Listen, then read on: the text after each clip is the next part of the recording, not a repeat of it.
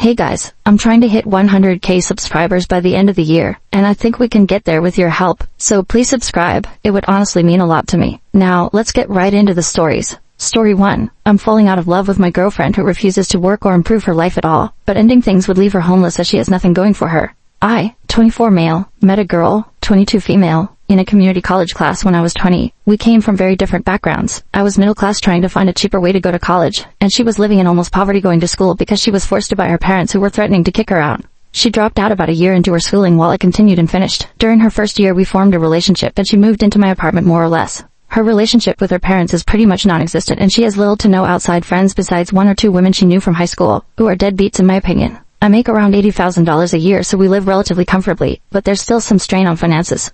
I can't exactly say when I started losing feelings, but the fact that she refuses to work, will not cook and wants to eat out every day, does not want to go to school, and continuously wants to buy and spend money on clothes and other stuff just slowly started grating me more and more. I work in a female-dominated workplace, and seeing, having conversations, and interacting with coworkers who have so much going for them, have fun hobbies, and aspirations makes it all the more worse when your girlfriend is chronically online and spends 7 hours a day scrolling through Instagram or TikTok or Reels and thinks lovemaking is all she needs to do on her end. Our relationship isn't bad. We have fights every now and then like an average couple, have an active intimate life, but that's pretty much it. From her perspective, if I broke up with her it would be out of nowhere, but I'm pretty much done, and know I can move on quickly and have nothing to be regretful about as crappy as it sounds. The problem comes in her having no job, no finances, almost no friends, and no family support unit. I'm not a monster. I don't want to make someone virtually homeless, but I don't want to be stuck with someone who has nothing going for them either. I don't know what to do. Edit. Thank you for all the advice in this post. I'll talk to her tomorrow about this and start the process of working this out. Update the next day. When I made that post I was having an extremely bad day and didn't expect it to blow up like it did, so I don't think I was able to give her a fair defense. Also, I got dozens of messages, ranging from asking me to hand out her contact info so they could take her in as a live-in girlfriend who satisfies all their personal needs, to helpful advice telling me to start hiding anything valuable. When I had said that she had come from poverty, her father is a laborer while her mother also lives a similar lifestyle to how she lives now. Their home is maybe 1,100 square feet and in a terrible place in town, and given her father's past ultimatum, I don't think he will take her back as she hasn't been back home in years. Yes, I have talked to her about this, since January maybe 3 times. Either by gently telling her it would be nice if she went out more to find a hobby at the very least, to flat out saying she was wasting away on her phone and that she needs to get a job or go back to school. Each time she either changed the subject, makes it a joke, or follows through for a couple of days before going back to her usual self. She is a kind partner, who asks me about my day, always tries to make me laugh or lighten the mood when I get annoyed, and generally shows a lot of affection, which makes me feel terrible when none of that works anymore, and I just see her as another person. Now for the confrontation. Last night when we were both getting ready for bed, I didn't take my clothes off and instead just stood there telling her we needed to talk. At first she was just smiling and jumping up and down on the bed with her knees thinking I wasn't as serious as I was, but eventually she was able to read the mood. I told her something wasn't feeling right anymore, that I've tried to make this work and be patient with her for the past few years, but I didn't know how much more time I was willing to spend waiting for her to get a job, go back to school, or just get a hobby if anything. I told her that it annoyed and grated me that she just didn't seem to care about herself, and that I hated that she had no goals or aspirations. This was probably the first time in a long time she was as attentive as she's ever been during this conversation, and agreed to whatever I was saying, even also giving suggestions on where she can apply, what courses were starting to interest her, and even said I could look over her as she submitted applications online to make sure she wasn't lying. In her head it seemed like I was still willing to make this work, and a part of me believed this would finally be the moment that she would change. So it made the next part even harder for me and for her. At first I told her I didn't love her the same way, which slowly but eventually led to me saying I didn't feel anything at all about this relationship and was jaded. I was tired and wanted a fresh start with someone who was more goal-oriented, and wanted something more out of life. When she realized what I was getting at, she started to cry and asked why I didn't mention this sooner, and I said I've always asked her to cook, to go out with me to try something out, or to just go back to school, even when I offered to pay for her classes. Anything.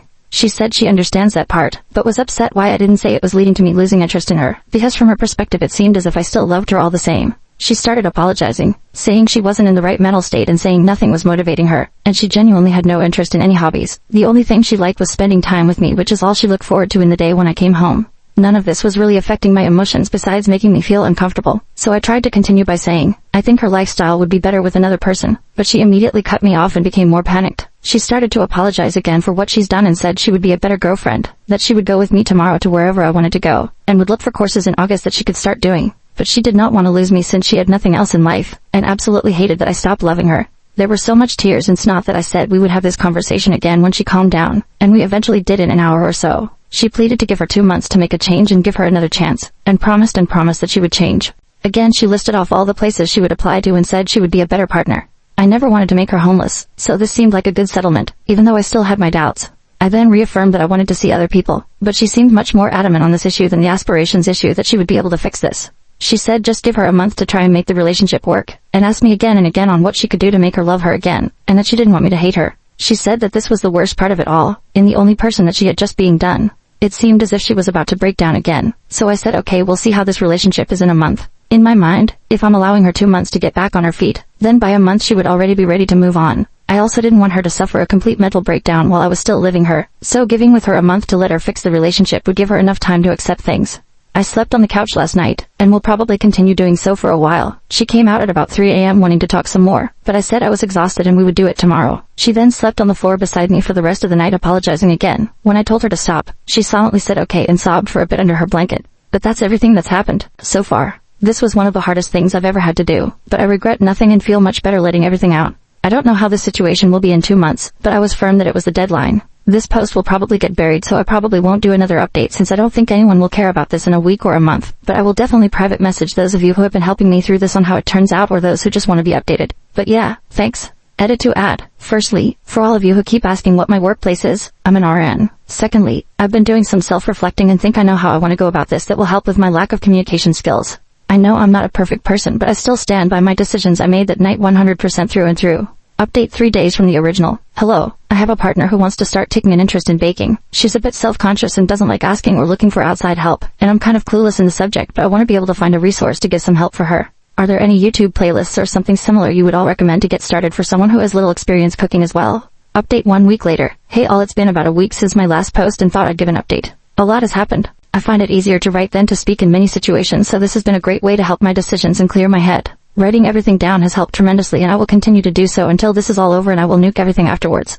After the night confrontation, we didn't really speak all too much at home, with it being dry and awkward for a day or two, but I have been told I'm a workaholic by nature, so it was easy for me to stay at the hospital as a distraction. But in that time she did start to cook again. We weren't in the mood to go out to eat together. Eventually though, I sat down with her after she asked for a more thorough conversation on why I felt our relationship was failing. She promised not to cry or get upset, but wanted me to be 100% upfront so she had a better way of understanding, stating she wanted to try everything to fix this. I was really apprehensive about this, and I can't really explain why, but given being together for 4 years, I wanted to at least make an effort myself out of respect, even though a large part of me was angry for even doing so, as I feel I've never had the same from her. There have been many different camps in my last update, the main ones being kick her out immediately and leave her before it gets worse, try to find a way to fix our relationship, or end the relationship altogether but continue living with someone who would probably become absolutely neurotic. If I was going to let her stay for 2 months, I would absolutely not be dealing with that. I took consideration in all these main advice discussions and read through almost every reply, even the most assumptive, bizarre and downright unhinged Redditor takes. More importantly, I took heavy influence of those who have shared with me their past stories, which either led to them being stuck in loveless relationships for years or eventually being able to overcome their problems and have an even stronger connection. Thank you again for your private messages. I read through a lot of your lives. Now for our conversation. She said she saw something on TikTok where couples put a phone on a table with a timer and wanted to do something similar, for each person to air what made them upset. I said that was dumb. If we were going to talk about our problems, it would be better if there was no time limit. She eventually agreed and said I could go first, asking me first when was the time that I completely lost my love in her. As I said before, it was never one action, but a grating feeling that got worse and worse until it got to this point, and I told her that. So she then asked when was the time I felt the most angry. I said it would take some time to think for me, and she said that was fine. After a few minutes something came to mind. I couldn't formulate the right words at first, but it eventually just started to come out.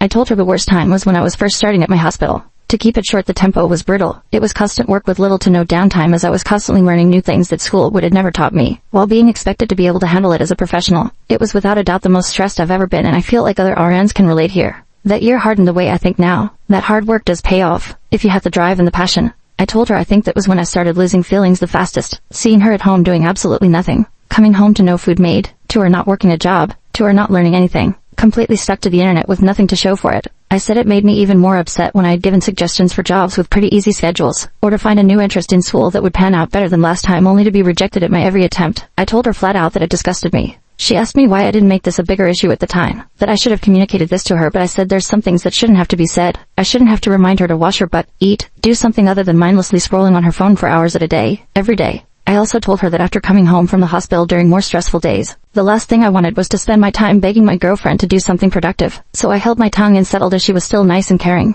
I had no other reasons to end it, and so the resentment grew worse from then on. It was around here that I became more mean to my regret now, but I will still input it as I have everything else. I told her that when she dropped nursing, I was upset since I felt that she was more than capable of doing what I had done, but after spending more time in the relationship, and spending more time getting to know her. I knew that with the type of person she was, there was no way she could have ever finished. Which is why I suggested easier and more laid-back jobs, less demanding majors for school. Shoot, even if she just cooked or found an interesting hobby at that point, I would have appreciated it. Still, she chose to do nothing for years. It's just the type of person she was and why I felt done for her romantically over time. She asked me if I hated her, and I said I didn't know. I told her she was very loving and kind, but I hated how she handled her life to this point. That I felt no ill will towards her after airing everything out, but I also felt nothing else. I just felt done and ready to move on. Throughout this conversation we kept eye contact, and there were times it seems like she would break, but like she said, she remained as calm as she could while I said what I had to say. I told her I was done and she could say her piece now, but she asked if we could continue the conversation later and locked herself in our room for the rest of the day. The next day we sat down again and finished the conversation. She told me that she thinks she's depressed, saying that she didn't feel sad before that night, just had no motivation of doing anything. I had a couple of messages telling me to ask her to get tested for ADHD, but when I started bringing it up she was very adamant that is not something she felt comfortable with. I knew she didn't like needles or going to the hospital in general, but her flat out refusing to get tested for disorders when I told her it was not at all like a regular hospital visit surprised me. She asked me if she was able to change in her behaviors, would I give her another chance?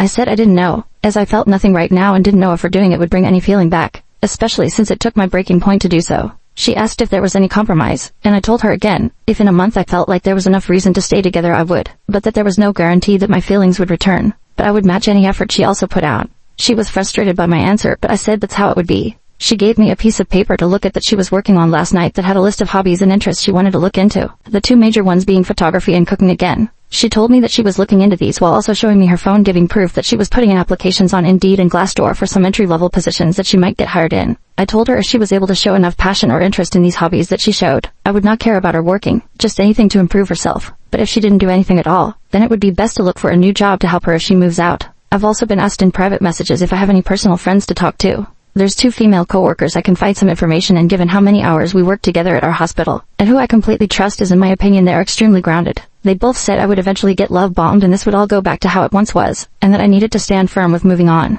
They're very helpful friends who have even offered to let me stay over for a few nights, giving the reason that I would fall for her manipulation if I continued being anywhere near her, in their own words. But it didn't feel right since I'm still technically in a relationship, but I said I would consider it if the situation worsened. But again, I find them grounded, so I always try to take their advice to heart. Despite numerous messages from you all privately or openly telling me that this will be a mistake, I want to make the attempt to give this one last try. Though I feel heavily closed and guarded and still feel indifferent with our current situation. But a lot of you have told me this can eventually change with enough work from both parties. I have also taken the advice of those saying to cut off lovemaking, which was my intention from the start anyway, by continuing to sleep in the living room. But each day she has been sleeping on the floor right below me, even when I tell her I'd rather be alone with my thoughts, telling me this is something she would not accept. But that's everything so far. Next update will probably be at the month mark, as there's nothing else I feel like I need to say for now. Just waiting to see if things can get better now that we're working on this somewhat. Story 2.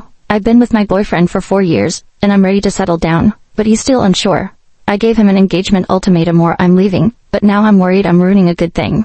My boyfriend and I are both young professionals in our late 20s who moved in together 6 months ago after graduating from professional school and relocating to a new city for work. We have been together for 4 years and have had no issues adjusting to living together. We are happy together, want the same things out of life, and take excellent care of each other.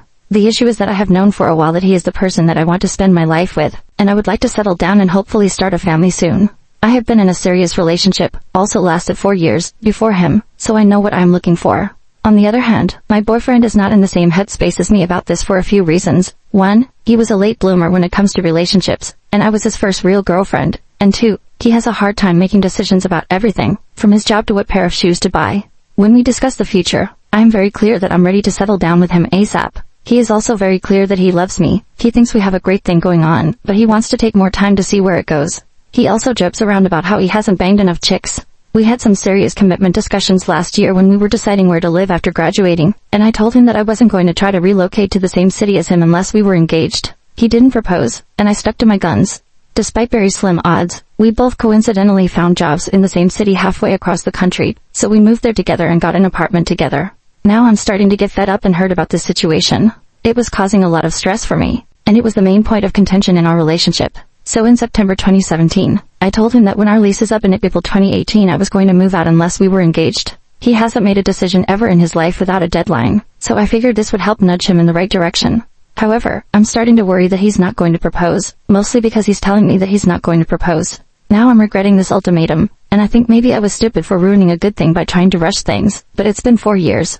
Also, I worry that if he does propose, it will be forced and he'll always regret it. On the other hand, I gave him basically the same ultimatum last year during our job search, and he made it very clear that he'd rather end up in different cities, which knowing us would likely mean breaking up, than get engaged.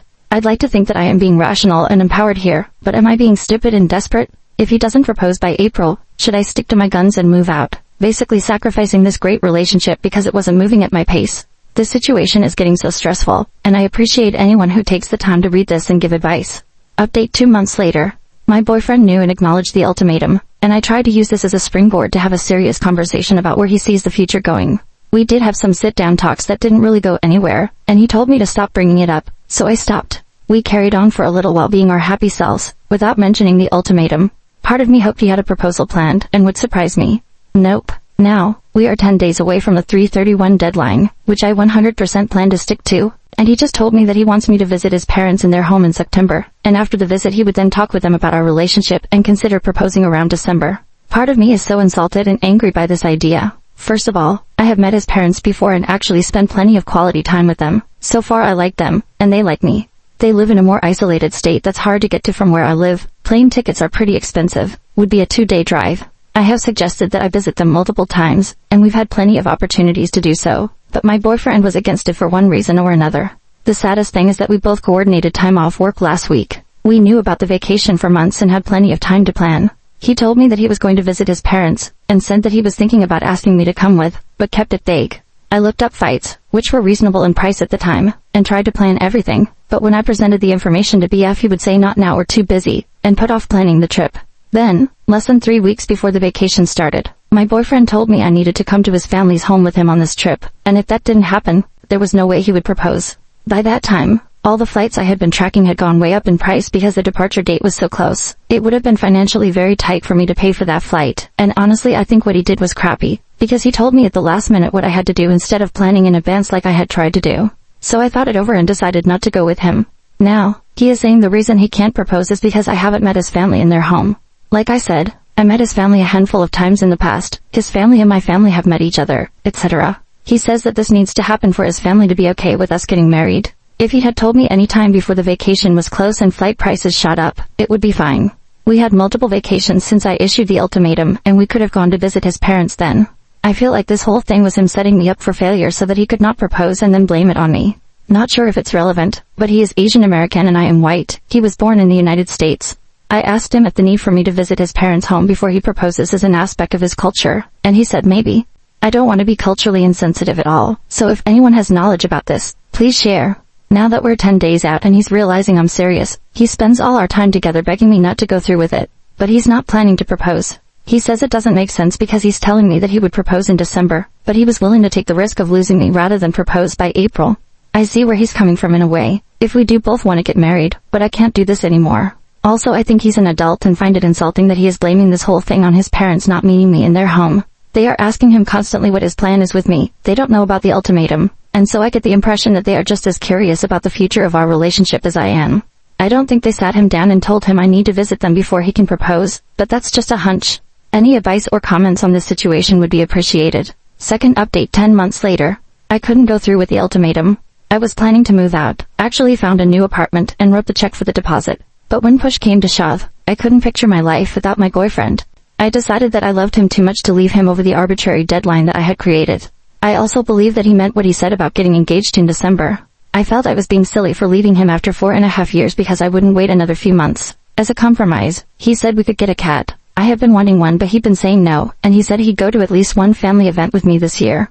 On March 31st, the day I was planning to move out, we got a cat together. From April to September, my boyfriend and I spent time enjoying each other without really mentioning the ultimatum. We both needed to recover from the damage it did to our relationship. I got a therapist and started working on myself. I picked up a new hobby, running, developed new friendships, and spent a lot of time working on my career and hanging out with my amazing new cat. I think focusing on myself, my career, and my friendships took some of the pressure off of him. Also, multiple family events came and went, and my boyfriend had an excuse not to attend each one. I'm not sure it was that big of a deal anyway. By the end of the summer, we were doing great and it was like the ultimatum never happened. He also complains about our cat constantly. As I promised him, I went to visit his parents in their home in September. As I mentioned in the previous post, he is Chinese American and I'm white, so I studied up on my basic Chinese and was able to speak and understand a little when we were all together. It was a great trip, and I genuinely enjoyed his parents and had a lot of fun in his hometown. I left a few days before he did so that he'd have time to spend with them alone and speak with them about his plans for us in the future. I asked him a few times how that conversation went, and he said that they are happy with us having a future together, but that getting engaged in December would be too fast. That seemed absolutely crazy to me, and again it seemed like he was projecting his own views onto his parents. He also told me I needed to learn Chinese before we got married. His parents speak perfect English but prefer Chinese when they are with family, so I started doing Rosetta Stone. Now for October to December, around November, I started getting antsy that my boyfriend was going to change his mind again. He was starting to show his patterns of making excuses. For instance, one day he casually mentioned that he couldn't propose by December because he needed to save money. We share finances and money is not an issue for either of us. Another time, he freaked out that I have student loans. Most people in my profession do, and I have a very secure job, good pay, and automatic loan payments, and demanded that he see a spreadsheet of my finances before he could consider having a future together. Luckily I already had the spreadsheet, which I showed him, and he calmed down. In the meantime, my friends and family were starting to ask questions about the future wedding. Although they had the best intentions, it was stressing me out because I was worried that after all this, there would be no wedding. I worked with my therapist on letting go of this stress, redirecting my family away from relationship questions. I also created a no nagging rule in my mind. I stopped dropping hints, mentioning wedding/engagement, etc. with my boyfriend. Didn't do it much anyway, as I had learned my lesson from the ultimatum. We spent Christmas together for the first time this year, and I really thought he would propose then. But he didn't, and I didn't bring it up or pout about it. He visited his family for New Year's and I was left in our city working, so it definitely didn't happen then. In January of 2019, I accepted that he actually didn't follow through with what he said he would do, despite me holding up my end of the deal. I was the perfect girlfriend that he asked me to be, and I tried to use this as an opportunity for growth, both individually and within the relationship, and still nothing changed. I was still on the momentum of not nagging him and trying to suppress all of my thoughts of wanting to marry him. It's now to the point that I equate my own thoughts of marrying him with shame and self-loathing, like they are bad thoughts that I shouldn't have.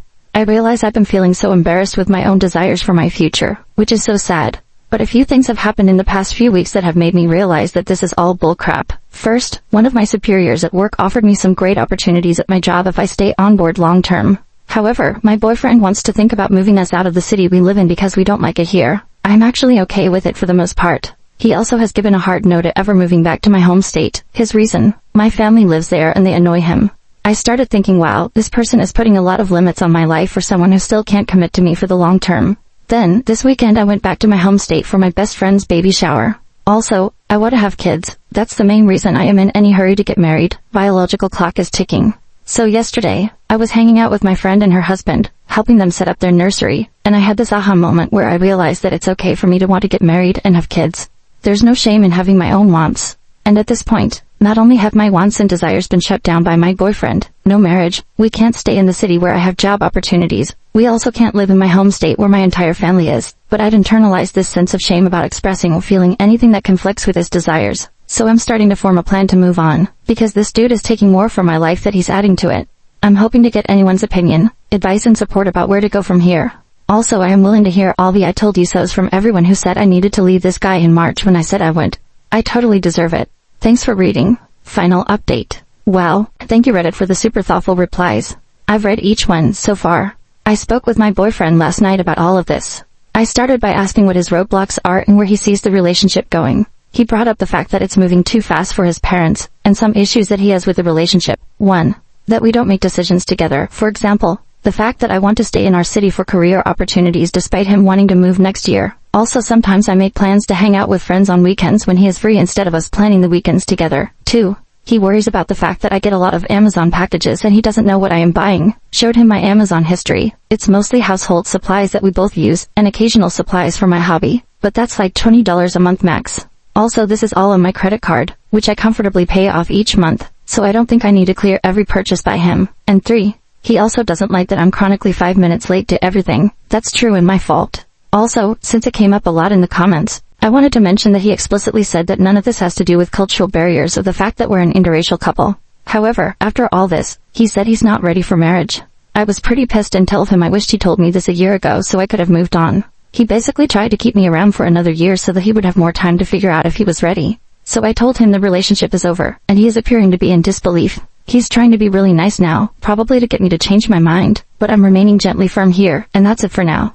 I can't believe I wasted so much time on this one. Story 3. I was all ready to enjoy my birthday with my boyfriend, but instead, he and our friends thought it would be hilarious to stage a fake cheating prank to kick off the day. I, 27 male, met my, probably soon-to-be ex-boyfriend Alex, 29 male, 2 years ago through a mutual friend of ours. I never expected he'd be interested in me because, when I first met him, he had only ever been with women. He came out as bisexual to me and our friends not too long after that, and that same night, he hinted that he was into me. We got to know each other more and it eventually turned into the two of us dating. He's genuinely a sweet and awesome guy, quite introverted but has a big heart and a real geek about the things he likes. I thought he'd be the one I would be marrying and all that, but I'm thinking that's not going to happen anymore. Last Monday was my birthday, and I went home early from work so that Alex and I can go out and enjoy ourselves. I told him earlier that day that I would go home early. When I opened the door, I was greeted by him laying on our couch, while a woman I didn't know was on top of him. They were fully clothed, by the way. I was basically paralyzed and couldn't react at all. He eventually saw me and had a surprised look on his face, but he also looked like he was trying to hold his laugh in. The woman also looked like she was about to laugh as well. I also started to hear chatter from the kitchen and in our bedroom. Alex then shouted, "You guys can come out." And so our friends came out of our bedroom and kitchen, holding gifts, party poppers, and a cake. I guess them shouting it's a prank. Happy birthday. While turning the party poppers on snapped me back to reality because after they said that, I just quietly turned around and left. I didn't see their reactions when I did that, but I could hear them saying "oh crap" and "wait," and some other things I can't remember. When I heard them try to follow me, I walked even quicker until I reached my car and drove away. While driving, my phone started to get bombarded by texts, calls, and messages from my boyfriend and our friends. When it got too distracting, I just turned off my phone and went to a hotel that's far enough from my place. By the time I got to my hotel room, I just started sobbing on the floor. I think I blacked out from crying because when I woke up, it was already sunny outside. I made sure to tell my team leader first that I would be absent for a few days due to an emergency, and she was kind enough to accept my request. She probably noticed something was off with me because I was sniffling and my voice sounded weak. Right now, I plan on telling my aunt who lives near my area about what happened and asking if I could live with her for a couple of days until I sort out my mind and know what I have to do next. I'm deeply heartbroken because I've told my boyfriend and my friends before how I felt about cheating and how it essentially ruined my family growing up in my young mind back then. My mom cheated on my dad and it broke our family apart, and I got cheated on by my first boyfriend, but at the same time, I can't help but feel like I overreacted and that I should have just went with it all. I still don't plan on opening my phone, so I'm using my laptop right now to type this. I don't know how to face and respond to them all after all that has happened. Maybe some time away from them will help, I hope. Update 5 days later. Hi there. I'm sorry it took me a while to post an update. I've been busy and I also got back to working 2 days ago, so I don't really have that much free time on me anymore. But before I get started with the actual update, I would like to thank everyone who has given me their advice and wisdom, along with those who wished me well and a belated happy birthday. You folks really made me feel happy even after all that has happened. I never thought internet strangers could be so kind. Lol. Normally, I confide with my friends whenever I had a problem, but since they somehow became part of that problem, I thought maybe going here would be a good idea, and I guess it was. So truly, thank you to all of you. Although, even if almost all of you had nothing but great advice and nice things to say, there were some who were skeptical or were even harsh, specifically in the way I just ghosted my boyfriend and everyone at that surprise party. Truth be told, I could have done something more mature as some would say, but really, in that moment, all I could think was remove myself from that situation because I wouldn't know what I would do if I fell back to my old self. For context, I found out my mom was cheating on my dad at 14 years old. I got home from school early and found that the house was empty. I went upstairs to go to my room, but as I got nearer to my parents' room, I heard these faint sounds of lovemaking, and it didn't help that the door to the room was slightly opened. Curiosity got the best of me and I decided to take a peek inside, and there she was, my own mom cheating on my dad with his coworker. I felt like I was going to be sick, like it was some sort of nightmare. I froze there for a few seconds before my dad's coworker noticed me and immediately alerted my mom that I was watching them. When my mom finally realized what happened, she started calling me out and tried to follow me, but I got to run to my room and locked it before she could catch me. My mom was frantically calling out my name and knocking hard on the door, but all I could do was cry. The realization that the person I was calling my mom wasn't the person I thought she was hit me like a ton of bricks because I used to adore my mom. She was always around while my dad was working full-time, which made me resent my dad because he was never around. I remember hiding under my bed sheets and eventually falling asleep. I was woken up by my dad knocking on my door and calling me to come out. I had to comply, of course, and when I opened my door, my father was standing in front of me, with my mom behind him. He gave me a tight hug and asked me about the guys who bullied me while I was walking home from school, and I was confused when he mentioned that. But then I saw my mom looking mad at me and basically telling me through her face that I should go along with it. As much as I hated it, I went along with it because I didn't want to hurt my dad. Since then, I've decided to fully ignore my mom unless it was for a chore or something important, and when I moved out at 18, I made sure to go no contact on her and only talk to her when my dad wanted me to. My mom and dad eventually divorced after I moved out. Turns out, he always knew but didn't want to do anything about it until I moved out because he didn't want me to live in a household riddled with arguments and stress brought upon by divorcing couples. It didn't really work, but I appreciate my dad for still looking out for me even if he was hurting. Then, when I was 19, I got into my first ever relationship. We had a pretty nice start and we were each other's firsts. But, when I found out he was cheating on me, things got really ugly. I know this is not an excuse, but I was young and didn't know how to handle that information when I got it, and knowing how much I hated cheating, I basically went crazy on him and turned to destroying his stuff, deleting all copies of his thesis, and even went